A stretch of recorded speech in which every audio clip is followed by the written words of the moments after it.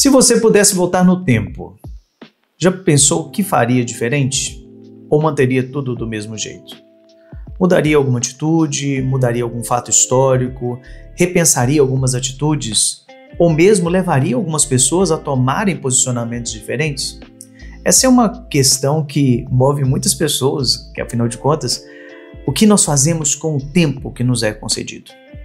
E apesar de muitos quererem voltar ao passado e reescrever a história, isso não é possível dentro da nossa limitação. Mas nos lembra ao mesmo tempo que o tempo é um dom, uma graça, e deve ser aproveitado da melhor forma possível para que as nossas decisões, os nossos posicionamentos sejam eternos e possam assim trazer um futuro que é construído à medida em que nós progredimos. Eu sou o Padre Edson Ribeiro e esses são os meus devaneios.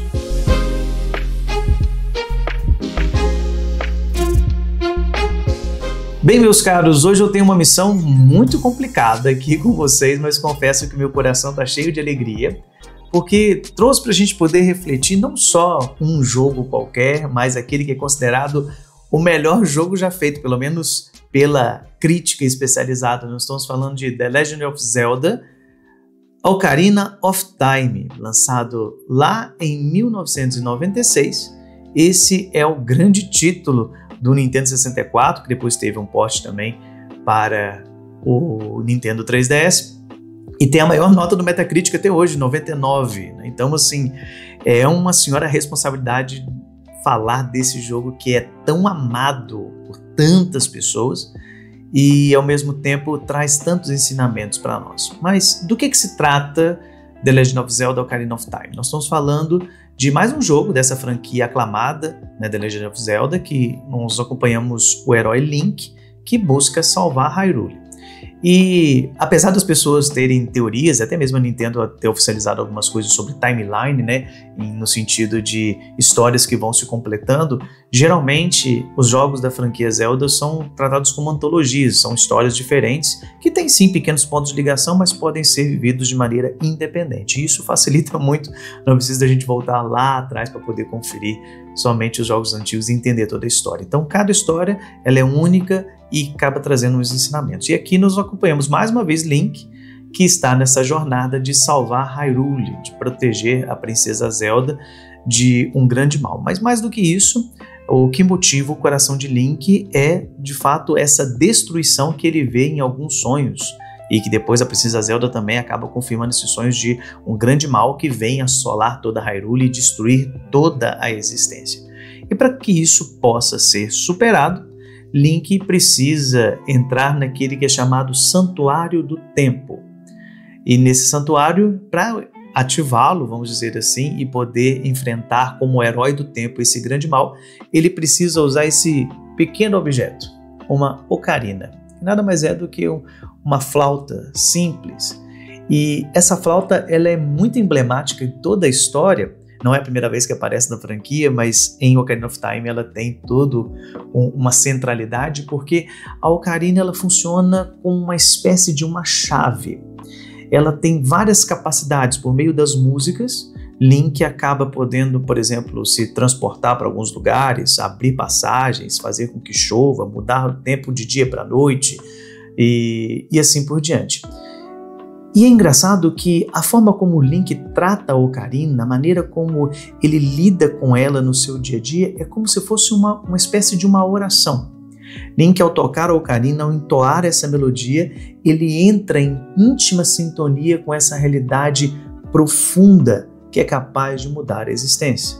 É como se de fato ele estivesse rezando, suplicando, pedindo forças para que possa ultrapassar uma barreira, se locomover até um local onde é necessário para assim conseguir enfrentar esse grande inimigo.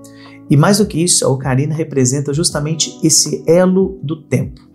O tempo que é capaz de levar todas as coisas e transformar todas as realidades. Como já disse, quando o Link toca a ocarina é como se fosse uma oração, um elo entre o humano e o divino, capaz de transformar as realidades e abrir as passagens nessa grande aventura para que possa vencer o mal que assola Hyrule.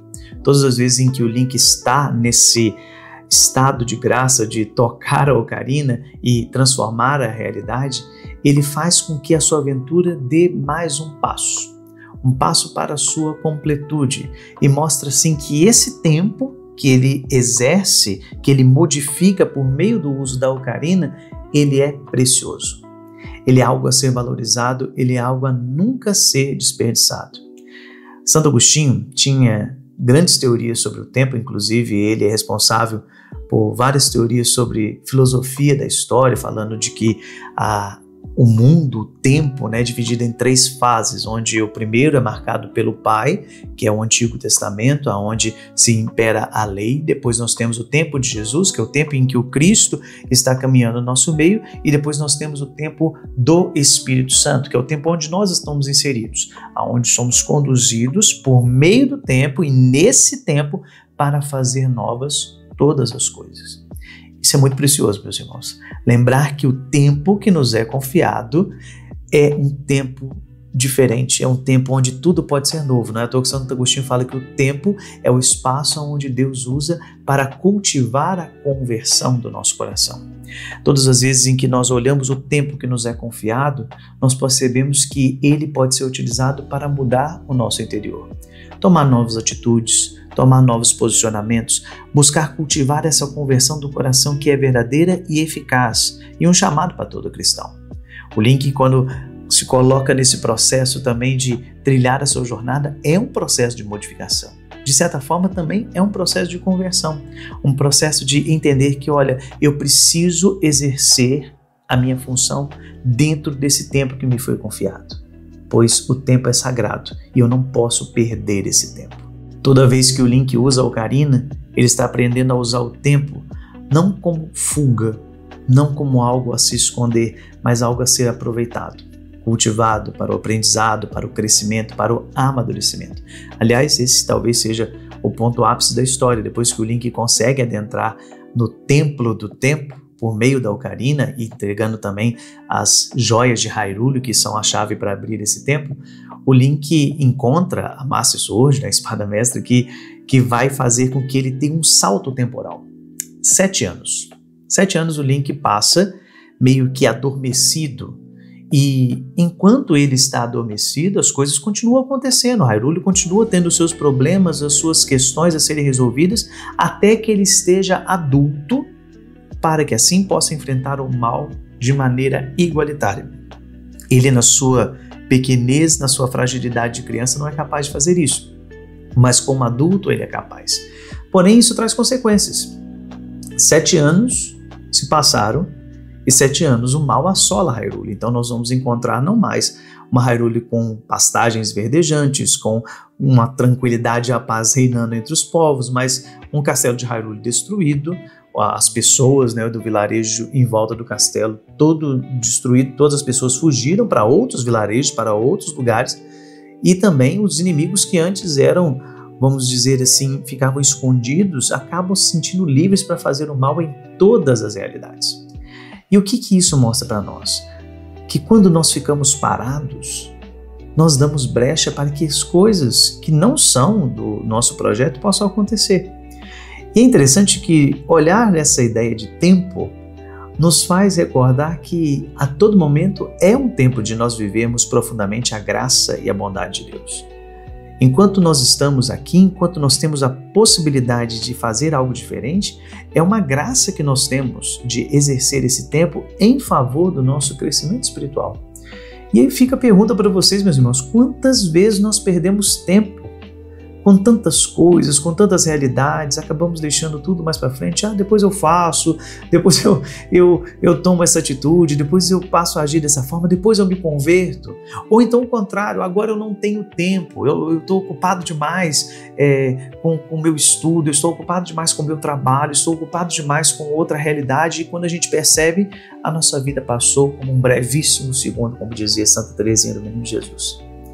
Passou e nós não conseguimos crescer, amadurecer, pois o tempo, que é uma dádiva, é um dom, foi mal aproveitado.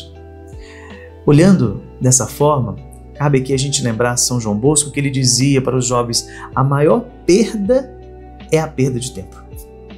É engraçado isso, porque de fato a maior perda que nós podemos ter na vida é o tempo que nos é confiado de maneira gratuita e nós não aproveitamos. Quando o Link retorna como uma pessoa adulta para a sua jornada, ele não tem mais tempo a perder. Ele precisa recuperar todo aquele tempo, porque apesar de ter ficado parado durante toda essa existência, ainda existe um tempo a ser cultivado. E isso mesmo vale para nós hoje. Pode ser que a gente tenha parado, pode ser que a gente não tenha aproveitado o tempo até aqui, mas de hoje em diante é possível aproveitar o tempo. É possível tomar posse desse tempo e fazer com que as coisas sejam feitas de maneira diferente. Voltar no tempo vamos dizer, é uma capacidade que só o Link tem por meio da sua ocarina. Nós não temos esse poder, mas nós temos o poder de fazer o tempo de hoje um tempo diferente. Link volta como adulto e passa a visitar cada um dos templos dos sábios para que assim possa reaprender algumas coisas, ter consciência de tudo aquilo que acontece e entender que a sua missão é muito maior do que ele imagina. E assim não pode mais perder o seu tempo. Toda a narrativa de Zelda Ocarina of Time tem como plano de fundo essa ideia de que nós combatemos um bem contra um mal maior e precisamos utilizar o tempo que nos foi confiado. Agora, até quando nós teremos esse tempo? Não sabemos. No jogo nós temos algumas noções, de quanto tempo nós temos, mas na vida nós não sabemos, pois não sabemos o dia em que o Senhor vai nos chamar. Por isso, é preciso vigiar constantemente, estar de prontidão para viver aquilo que o Senhor espera de nós. Um crescimento espiritual, um crescimento humano e aproveitar a cada um dos momentos que Ele nos concede. Não é parte da nossa reflexão aqui hoje, mas durante a preparação dessa nossa reflexão, eu lembrava de um trecho do filme Kung Fu Panda, onde existe um diálogo entre dois personagens em que um deles questiona sobre o tempo e o outro responde de uma forma muito bonita. Ele fala: olha, o passado já se foi, o futuro ainda não te pertence, mas o presente, o hoje, o agora, ele é possível ser mudado e é por isso que ele se chama presente, que é uma dádiva, é uma entrega. Não foi necessariamente com esses termos, mas mais ou menos o sentido é isso. O presente hoje é uma dádiva que o Senhor nos dá. Portanto, meus irmãos, aproveitemos esse tempo que nos é dado para vivermos profundamente a graça e o amor de Deus e assim crescermos espiritualmente, humanamente, para enfrentar as batalhas que a vida nos coloca. Muito obrigado, meus queridos, você que esteve aqui mais uma vez nesse Devaneio de um Padre. Agradeço você que esteve aqui. Não se esqueça de compartilhar, comentar, passar para os seus amigos esse conteúdo para que nós possamos continuar evangelizando usando da cultura pop. Também lembramos da nossa parceria com a Kolbe Arte, que somente por meio dessa parceria é que nós temos a possibilidade de levar mais conteúdos assim para você e para sua família. Espero todos que tenham gostado e até a próxima semana. Tchau, tchau.